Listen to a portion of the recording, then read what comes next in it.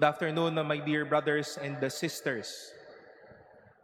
In his lifetime, Jesus came across not only with sincere people or people who would really be straightforward with their own intent and their own words. Once in his lifetime, Jesus also faced unprincipled people. People who would like to catch him in his speech, as what we have heard in our gospel today, just like the Pharisees and the Herodians, people who would, in a way, would like to be driven by their own emotional conditions, and even people who would like to be, who would not like to be sincere in front of His presence. Pero ano pong maganda kay Jesus? Si Jesus ay hindi nagpapadala sa mga iyak na parang hindi naman totoo.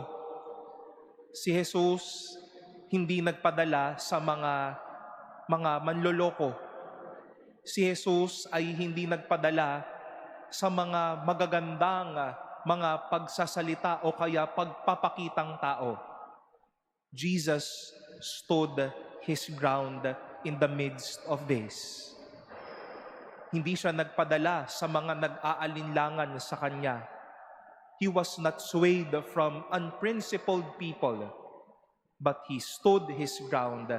He knew his principles well. He knew the wisdom, the thoughts, the must-haves, the truth in this life.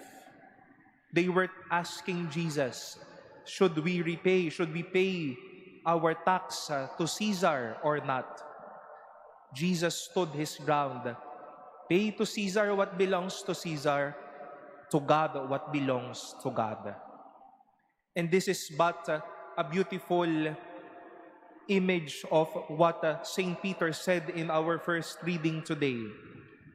Be on your guard not to be led into the error of the unprincipled and to fall from your own stability, but grow in grace and in the knowledge of the Lord.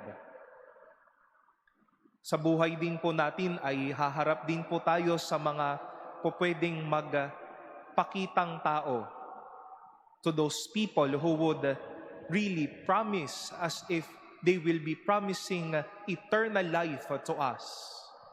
Beautiful promise, but later on will not be fulfilled.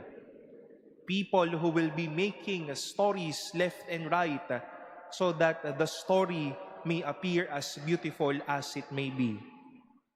And just like Jesus, my dear sisters and brothers, stand your truthful ground. Ang mga nanlilinglang ay hindi kinakampihan. Ang mga nanlilinglang, tinatalikuran po natin yan. Those who are dishonest, those who would not take over and even grasp the truth of principles, of the good news, of morals, of life, of promises, of good leadership. Yung mga taong nanininglang, hindi dapat hinaharap yan. Hindi tayo nagpapadala sa mga iyan. And let us be amazed as well with those people who would not be swayed by unprincipled personalities, but who will keep on standing their grounds. We imitate what Jesus did.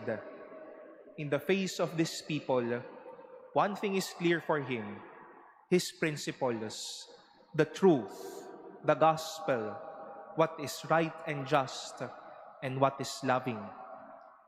Haharap din po tayo sa mga ganitong tao, at sana hindi tayo tumayo sa panlilinlang, tumayo tayo sa katotohanan.